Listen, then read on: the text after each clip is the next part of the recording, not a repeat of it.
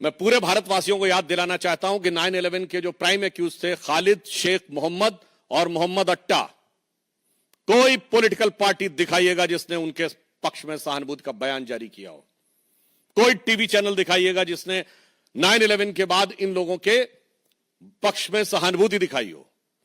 कोई political party बताइएगा जो अमेरिका के इतिहास का सबसे बड़ा सिक्योरिटी लैप्स, जो अमेरिका के इतिहास का सबसे बड़ा इंटेलिजेंस फेलोर, जिसने उस सरकार के ऊपर उंगली उठाई हो कि इंटेलिजेंस फेलोर था और सिक्योरिटी लैप्स था। ना, बल्कि पूरे अमेरिका ने और उनकी सारी पॉलिटिकल पार्टी ने फर्म रिजॉल्व किया।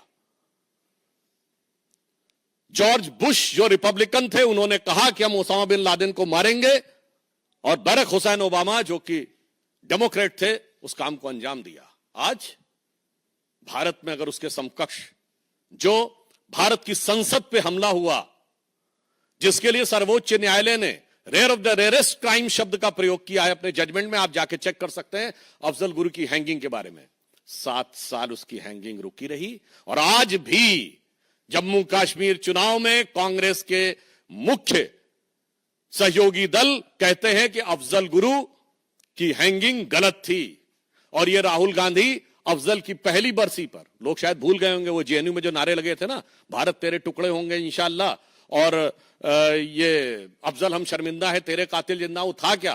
वो 2015 में अफजल की हैंगिंग की पहली बरसी थी, और जिसका ये लोग नैतिक समर्थन कर रहे थे। सोचिए, ये 11 सितंबर हमें क्या याद दिलाता है?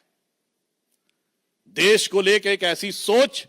आप बताइए, किसी भी अमेरिका के नेता ने बाहर जाकर कोई ऐसा विरोध किया हो? दूसरा, याद करते हुए दिल भर आता है, आज 11 सितंबर वो दिन है जिस दिन 11 सितंबर 1893 को स्वामी विवेकानंद ने शिकागो में पार्लियामेंट ऑफ रिलीजन में अपना ऐतिहासिक अविस्मरणीय वक्तव्य दिया था।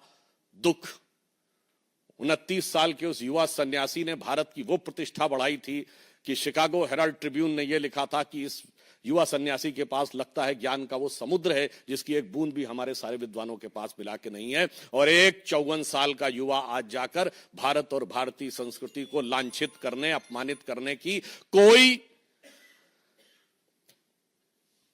रास्ता नहीं छोड़ता। मैं पूछना चाहता हूं, राहुल गांधी ने आज तक क्या कभी जाकर वहां शिकागो में गए हैं विवेकानंद के उस हॉल में?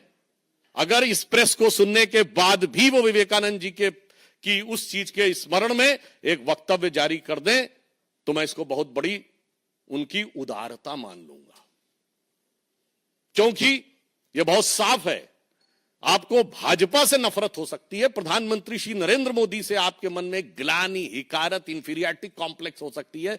भारतीय संस्कृति के प्रति अपशब्दों का आप प्रयोग क्यों करते हैं? चलिए, आपने भारतीय संस्कृति के बारे में, भारतीय समाज के बारे में कभी 4 अच्छे शब्द बोले हो, 4 अच्छे वाक्य? आप सारे लोग हैं, मैं आपसे पूछना चाहता हूं, बताइएगा। आप ऐलान उमर से मिलते हैं, मैं पूछना चाहता हूं, भारत के समर्थक कितने सांसदों से आप मिले? एक अमेरिकी सांसद, आप लोगों को शायद ना पता हो तो मैं बता देना चाहता हूं, बेंजामिन गिलमैन, उसको पद्म भूषण मिला था। भारत के डाई हार्ड सपोर्टर थे। He died in 2016। I was nobody, I met Benjamin Gilman in July 2000, August 2000, year 2000। पूछे मिले थे कब? भारत के पक्ष लेने वाले आज से 20-25 साल पहले से आपकी सरकारें थी। Gary Ackerman, Edward Royce, Frank Pallone, Joseph Crowley, कभी मिले हो इनसे? ऐलान उमर ही मिलते हैं।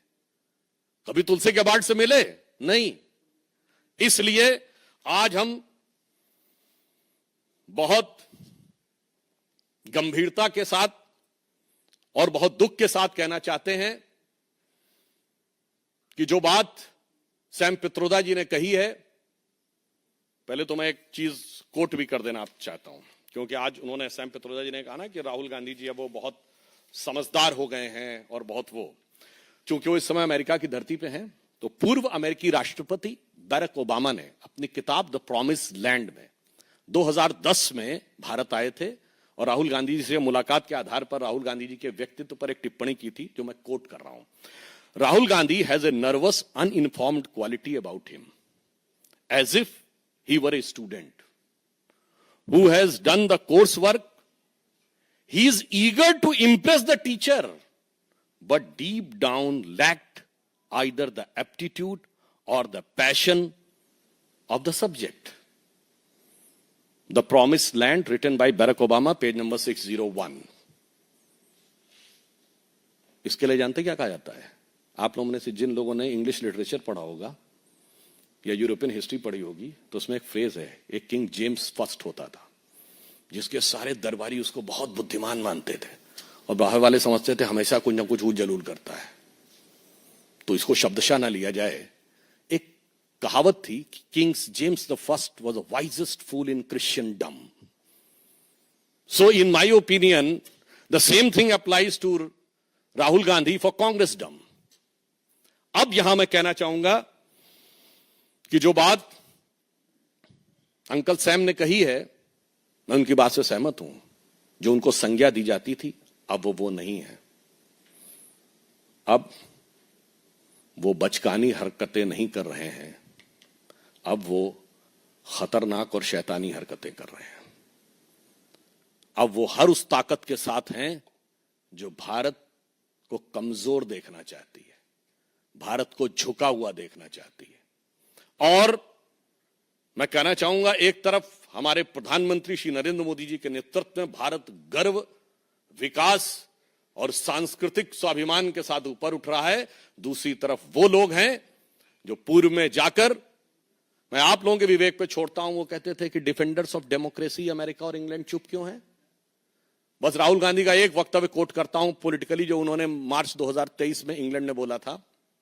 जब उनसे पूछा गया था मुस्लिम लीग से आपका गठबंधन है, Muslim League is absolutely secular, I am having no problem about it, and BJP is communal.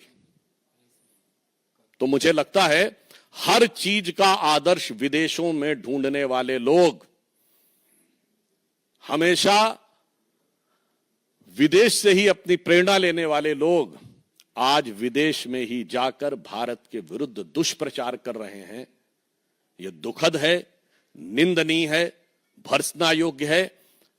और उन्हें यदि लगता है कि विदेश में के पास कोई ताकत है, तो मैं कहना चाहूंगा वो दिन गए जब विदेश भारत को प्रभावित कर लिया करता था।